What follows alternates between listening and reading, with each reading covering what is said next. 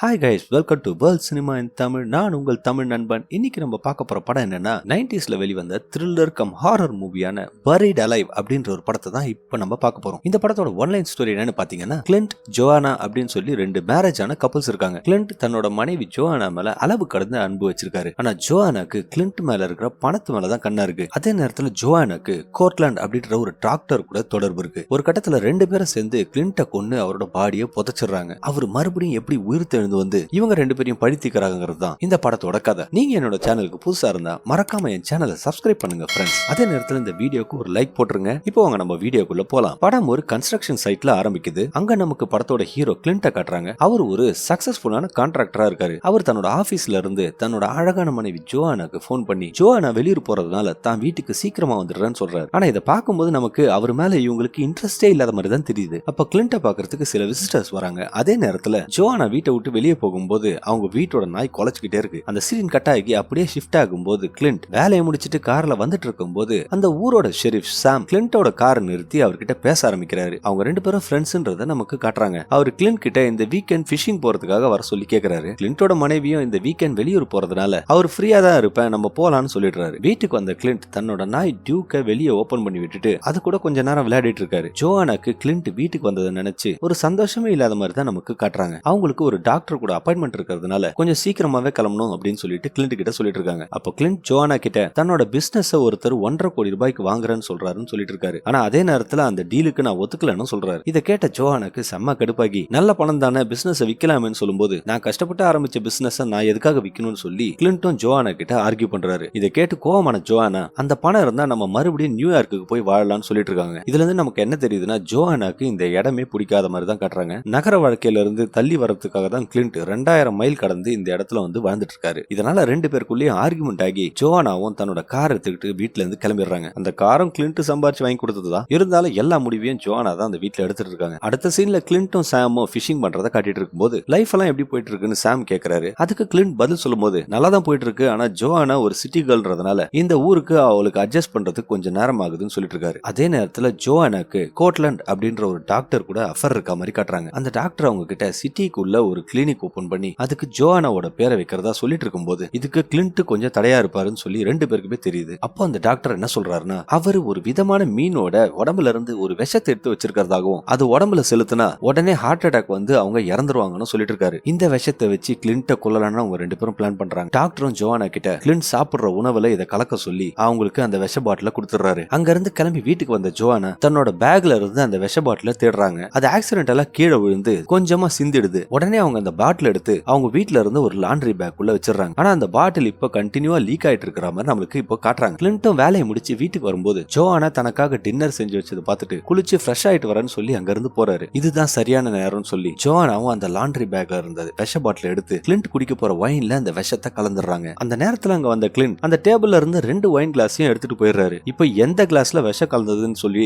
ஜோவானாக்கே confuse ஆயிடுது. கிளின்ட்டும் டின்னரை சாப்பிட ஆரம்பிக்கும் போது ஜோவானாவோட மனசுக்குள்ள தப்பான கிளாஸை குடிச்சா நம்ம செத்துருவோமே அப்படின்ற ஒரு எண்ணம் ஓடிக்கிட்டே இருக்கு. ஒரு வழியா கிளின்ட்டும் தன்னோட வைனை குடிக்கும் போது அந்த விஷம் கிளின்ட்டோட உடம்புல பரவி அவருக்கு உடனடியா ஹார்ட் அட்டாக் வருது. அவர் வழியில கீழே விழுந்து ஜோவானா கிட்ட உதவி செய்யும்படி அழுதுட்டு இருக்கும்போது அவருக்கு ஜோவானா உதவி செய்ய மறுத்துட்டு செத்து போயிடுன்னு சொல்லி அவருக்கு சாபம் விடுறா. கொஞ்ச நேரத்துல ஜோவானா அந்த டாக்டருக்கு போன் பண்ணி நம்ம பிளான் பண்ண மாதிரியே கிளின்ட் இப்ப இறந்துட்டான்னு சொல்லிட்டு இருக்கா. அதுக்கப்புறம் போலீஸா அவங்களோட வீட்டுக்கு வந்துடுறாங்க. அப்ப அந்த ஷெரீஃப் சாம் சின்ன வயசுல கிளின்ட் இறந்ததை நினைச்சு ரொம்ப வருத்தப்படுறாரு. ஜோவானாவோட காதலன் தான் அந்த ஃபேமிலி டாக்டர்ன்றதுனால அவரும் அந்த வீட்டுக்கு வந்துடுறாரு. அவரும் அந்த விஷ பாட்டில் கீழே இருக்கிறத நோட் பண்ணும்போது சாம் கிட்டத்தட்ட அந்த பாட்டில மிதிச்சிடுறாரு. ஆனா அவரு அதை கண்டுபிடிக்கல. அப்போ சாம் அந்த டாக்டர் கிட்ட போஸ்ட்மார்ட்டம் பண்ணணும் அப்படின்னு சொல்லி கேட்கும்போது இது ஒரு இயற்கையான மரணம்ன்றதுனால அதுக்கு தேவைப்படாதுன்னு அந்த டாக்டர் சொல்லிடுறாரு. கொலை பண்ணதே அவர் தானே, அவர் எப்படி போஸ்ட்மார்ட்டமுக்கு ஒத்துப்பாரு? கிளின்ட்டோட பாடியை மார்ச்சரியில ஃப்ரீசர்ல வச்சிருக்க மாதிரி காட்டுறாங்க. அப்போ அந்த பாடி மேல இருந்த துணி கொஞ்சமா நகர்ற மாதிரி நம்ம காட்டுறாங்க. அடுத்த நாள் கிளின்ட்டோட பாடியை புதைக்கிறதுக்கு தயார் பண்றதுக்காக எடுத்து வெளியே வைக்கிறாங்க. அப்போ அந்த டாக்டர் கோர்ட்லாண்ட் கிளின்ட்டோட பாடிக்கு சவப்பெட்டி செய்யறவங்களுக்கு போன் பண்ணி கிளின்ட்டோட மனைவிக்கு அவரோட உடம்பை எம்பாமிங் பண்றதுக்கு விருப்பம் இல்லாதனால அதை செய்ய வேணாம்னு சொல்லிட்டு ஒரு விலை குறைவான சவப்பெட்டியை அவருக்கு தயார் பண்றதுக்கு கேக்குறாரு. அதனால அந்த சவப்பெட்டி செய்யறவங்களும் ரொம்ப மட்டமான ஒரு சவப்பெட்டியை அவருக்காக ப்ரிப்பேர் பண்றாங்க. கிளின்ட்டோட இறுதி சடங்குல அவரோட நாய் டியூக் ஜோவானா அந்த சவப்பெட்டி கிட்ட போறத பார்த்துட்டு குலைச்சுக்கிட்டே இருக்கு. ஜோவானாவும் அங்க இருக்கிறவங்க எல்லாருக்கிட்டையும் ரொம்ப சூப்பரா நீலி கண்ணீர் வடிச்சு நடிச்சிட்டு இருக்கா. அதே நாள் ராத்திரி ஜோவானாவும் அந்த டாக்டரும் ஒரு பாத் ஸ்டாப்குள்ள படுத்துக்கிட்டு கிளின்ட்டை எப்படி தடையமே இல்லாம கொன்னுட்டோம் அப்படின்னு சொல்லி சிரிச்சிட்டு இருக்காங்க. வெளியில பயங்கரமா மழை பெஞ்சிட்டு இருக்கிறதுனால டியூக்கும் விடாம குலைச்சுக்கிட்டே இருக்குது. இந்த சத்தத்தை கேட்டு கடுப்பான ஜோவானா அந்த நாயோட கதையை முடிக்கிறதுக்காக ஒரு ஷாட் கன் எடுத்துக்கிட்டு வெளியே போய் அந்த நாயோட கேஜை துப்பாக்கியால சுட்டு ஓபன் பண்றா. டியூக் வெளியே வந்த உடனே அதை சுட ட்ரை பண்றா. ஆனா அவரோட குறி தவறிடுது. டியூக்கும் அந்த இடத்துல இருந்து எஸ்கேப் ஆகி காட்டுக்குள்ள ஓடிடுது. அது நேரா கிளின்ட்ட புதைச்ச அந்த சுடுகாட்டுக்கு போய் அவரை புதைச்ச இடத்து பக்கத்திலேயே வந்து படுத்துக்குது. அந்த சவப்பெட்டிக்குள்ள கிளின்ட்ட காட்டிட்டு இருக்கும்போது நம்ம எல்லாருமே ஆச்சரியப்படுற மாதிரி கிளின்ட் உயிரோட இருக்க மாதிரி காட்டுறாங்க. அந்த விஷத்தோட வீரியம் குறைஞ்ச உடனே கிளின்ட்டும் கண்ணு முடிக்கிறாரு. ஆனா அவருக்கு இப்ப எங்க இருக்கோன்றதே தெரியல. வெளியில பேஞ்சிட்டு இருக்க பலமான மழையோட தண்ணி அந்த சவப்பெட்டிக்குள்ள சொட்டிக்கிட்டே இருக்கு. பதட்டமான கிளின்ட் அந்த சவப்பெட்டியை உடைக்க ஆரம்பிக்கிறாரு. காசு கம்மியா கொடுத்து செஞ்ச மட்டமான சவப்பெட்டின்றதுனால அந்த சவப்பெட்டியை எப்படியோ அடிச்சே கிளின்ட் உடைச்சிடுறாரு. அவரும் தட்டு தடு மாதிரி அந்த சவப்பெட்டிக்குள்ள இருந்து வெளியே வரும்போது டியூக்கும் கிளின்ட்ட பாத்துட்டு இருக்கு. வெளியே வந்த கிளின்ட் நேரா அவரோட வீட்டுக்கு போய் வீட்டோட மெயின் டோரை ஓபன் பண்ண ட்ரை பண்ணும்போது அது லாக் ஆயிருக்கு. கிளின்ட்டுக்கு இப்போ நடக்கவே முடியல. அந்த அளவுக்கு வீக்கா இருக்காரு. அவரும் தட்டு தடு மாதிரி நடந்து போய் அந்த வீட்டோட ஜன்னல் வழியா பார்க்கும்போது அவரோட மனைவி ஜோவானா டாக்டர் கூட ஒன்னா இருக்கிறத பார்த்து அப்படியே உடைஞ்சு போயிடுறாரு. இப்பதான் அவருக்கு எல்லா விஷயமும் புரியுது. அவர் அந்த டாக்டர் வீட்டை விட்டு கிளம்புற வரையும் வெயிட் பண்ணிட்டு அவரோட வீட்டோட பேஸ்மெண்ட்ல இருந்த ஜன்னலை உடைச்சு உள்ள நுழைறாரு. படிக்கட்டு வழியா வீட்டுக்குள்ள எப்படியாவது போயிடலான்னு கிளின்ட் முயற்சி பண்ணிட்டு இருக்கும்போது அவர் உடம்புல தெம்பு இல்லாதனால அவரால் அதை செய்ய முடியல. நடக்க முடியாத கிளின்ட் அன்னைக்கு ராத்திரியே அந்த பேஸ்மெண்ட்லயே கழிச்சிடலான்னு முடிவெடுத்துறாரு. அடுத்த நாள் காலையில ஜோவானா கிளின்ட்டோட லாயரை மீட் பண்ணி அவர் பேர்ல இருக்கக்கூடிய எல்லா சொத்தையும் வித்து அதே நேரத்துல அவர் பேங்க் அக்கௌண்ட்ல இருக்கிற எல்லா பணத்தையும் வித்ட்ரா பண்ண சொல்லி கேக்குறாங்க. ஏற்கனவே அவரோட கம்பெனி 1.5 கோடி ரூபாய்க்கு ஒருத்தங்க கேட்டதுனால அதே வித்துற சொல்லி அந்த லாயர் கிட்ட ஜோவானா சொல்றான். அந்த நேரத்துல தூக்கத்துல இருந்து முழிக்கிற கிளின்ட் எப்படியோ அந்த வீட்டுக்குள்ள போய் முதல் வேலையா கொஞ்சம் தண்ணியை குடிக்கிறாரு. ரொம்ப நாளா சாப்பிடாதனால கொலை பசியில அவரும் சாப்பிட்டுட்டு இருக்கும்போது வீட்டுக்கு ஜோவானா வர்றத நோட் பண்றாரு. உடனே வேகமா பேஸ்மெண்ட்டுக்கு போற கிளின்ட் அந்த ஷார்ட் கன் எடுத்து அதுல புல்லட்டை லோட் பண்ணும்போது தவறி அந்த புல்லட் எல்லாம் கீழே விழுந்துருது. அவரும் ஒரு புல்லட்டை மட்டும் எடுத்து அந்த கன்ல லோட் பண்ணிட்டு ஜோவானாவை கொல்றதுக்காக மறுபடியும் அந்த வீட்டுக்குள்ள வராரு. அவர் ஜோவானாவை கொல்லலான்னு துப்பாக்கிய தூக்கும் போது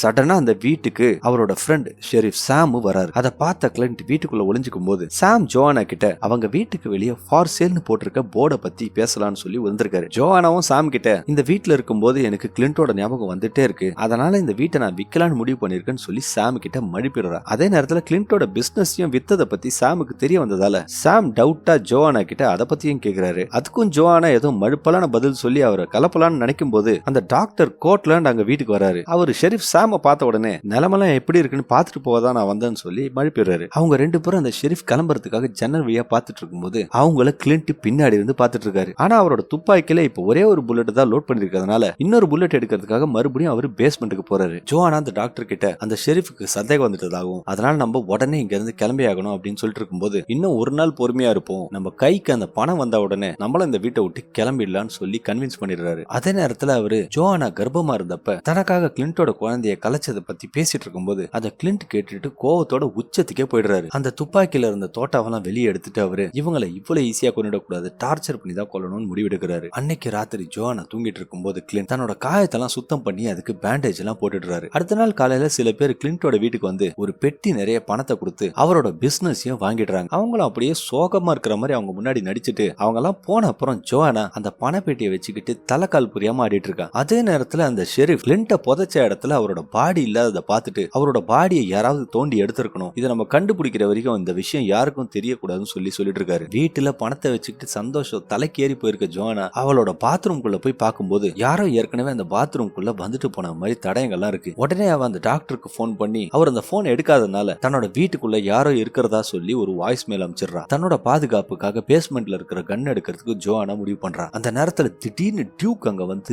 ஜோவானாவை பார்த்து பயங்கர வெறியோட குலைச்சிட்டு இருக்கு. அவளும் மெதுவா அந்த பேஸ்மெண்டோட கதவு திறந்து அந்த துப்பாக்கி எடுத்து அந்த நாயை சுடலான்னு நினைக்கும் போது எதிர்பாராத விதமா கிளின்ட் அந்த இடத்துக்கு வராரு. பதட்டத்துல ஜோவானாவும் அவர் வயித்துல சுட்டுட்டு அந்த பேஸ்மெண்டோட படிக்கட்டுல கீழே விழுந்துடுறாங்க. ஆனா அவர் ஜோவானாவை அந்த பேஸ்மெண்ட்லயே லாக் பண்ணிடுறாரு. அதே நேரத்துல அந்த பேஸ்மெண்டோட ஜன்னல் எல்லாம் கிளின்ட் கட்டையை வச்சு மூடிடுறாரு. அதே நேரத்துல கதையோட இன்னொரு பக்கத்தை பார்த்தா அந்த டாக்டர் மறுபடியும் அந்த விஷத்தை ப்ரிப்பேர் பண்ணி ஜோவானாவை கொல்றதுக்காக பிளான் போட்டுட்டு இருக்கான். அந்த நேரத்துல அந்த டாக்டரோட வீட்டு ஓனர் போன் பண்ணி இன்னும் 2 நாள்ல வாடகை தரலனா ஒட்டி படிக்கலாம் தூக்கி வெளியே போட்டுருவேன்னு சொல்லி பேசிட்டு இருக்காரு. இதுல இருந்து என்ன நமக்கு தெரியுதுன்னா ஜோவானா கிட்ட இருக்கிற பணத்துக்காக தான் அந்த டாக்டர் அவகிட்ட பழகிட்டே இருக்கான். அடுத்த சீன் ஜோவானாவை பாக்கிறதுக்காக வர டாக்டர் அவளை கூப்பிடும் போது அவ பதில் சொல்ல அவளோட ரூமுக்குள்ள போய் பார்க்கும்போது இந்த பிரீஃப் கேஸ் ஃபுல்லா பணம் இருக்கிறத பாக்குறான். அதே நேரத்துல பேஸ்மெண்ட்ல இருந்த ஜோவானா மயக்கம் தெளிஞ்சு எழுதுக்கும் போது தான் பேரை கோட்லாண்ட் கூப்பிடுறது கேக்குது. முன்னாடி அவளை பயம்படுத்தினது டாக்டர் தான் நினைச்சுக்கிட்டு அவ அந்த பேஸ்மெண்ட்டுக்கு வந்த உடனே ஜோவானாவும் போய் ஒளிஞ்சுக்கிறான். அந்த டாக்டர் பேஸ்மெண்ட்டுக்கு வந்த உடனே ஜோவானா ஒரு கட்டையால அவன் மண்டையில அடிச்சிடறா. அந்த நேரத்துல அந்த ஆள் கையில வச்சுட்டு இருந்த விஷ ஊசி கீழே விழுந்து உருண்டி ஓரமா போயிடுது. ஜோவானாவும் அந்த பிரீஃப் கேஸ் எடுத்துக்கிட்டு படிக்கட்டு மேல ஏறி போகும்போது அங்க கிளின்ட் வந்து அந்த கதவை மூடிடுறாரு. கொஞ்ச நேரம் கழிச்சு கிளின்ட் அந்த வீட்டுக்கு கட்டையெல்லாம் எடுத்துட்டு வர மாதிரி காட்டுறாங்க. அந்த டாக்டரும் மயக்க தெளிஞ்சு எழுந்த உடனே ஜோவானா அவர் அடிச்சதுக்காக மன்னிப்பு கேட்டுட்டு இந்த வீட்டுல யாரோ ஒருத்தர் நம்மள அடைச்சு வச்சிருக்கான்னு சொல்லிட்டு இருக்கா. கோட்லாண்டம் துப்பாக்கி எடுத்து அந்த கதவோட லாக்க சுடும் போது அதுல இருந்த புல்லட்ல வெறும் நெருப்பு மட்டும் தான் வருது. அந்த மாதிரி அதை கிளின்ட் பண்ணி வச்சிருக்காரு. அவன் அந்த துப்பாக்கியை வச்சு அந்த ஜன்னலை உடைக்கலாம் நினைக்கும் போது டியூக் அந்த இடத்துல வந்து வெறித்தனமா அவனை பார்த்து கொலைக்குது. அவன் அந்த நாயை பார்த்து அலறி போயிடுறான். மேல கிளின்ட் அந்த வீட்டையே டோட்டலா மாடிஃபை பண்ண ஆரம்பிக்கிறாரு. ஜோவானாவும் தூக்கத்துல இருந்து எழுந்த உடனே அந்த டாக்டர் நம்ம இப்ப 8 மணி நேரமா இதுக்குள்ளதான் இருக்கும்னு சொல்லிட்டு இருக்கான். பணத்துக்காக அந்த ஷெரீஃப் தான் நம்மள இங்க அடைச்சு வச்சிருக்கான்னு அவன் நினைச்சிட்டு இருக்கான். ஏன்னா இவங்களை பொறுத்த வரைக்கும் கிளின்ட் இப்போ இறந்து போயிட்டாரு. அந்த நேரத்துல எதிர்பாராத விதமா அந்த விஷ ஊசியை ஜோவானா பாத்துடுறா. அதை பார்த்த உடனே அவளுக்கு அந்த டாக்டர் அவளை கொல்றதுக்காக தான் இந்த ஊசி எடுத்துட்டு வந்தான்றது புரியுது. அவ அந்த ஊசி எடுத்து மறைச்சு வச்சுக்கிட்டு கோட்லாண்ட் கிட்ட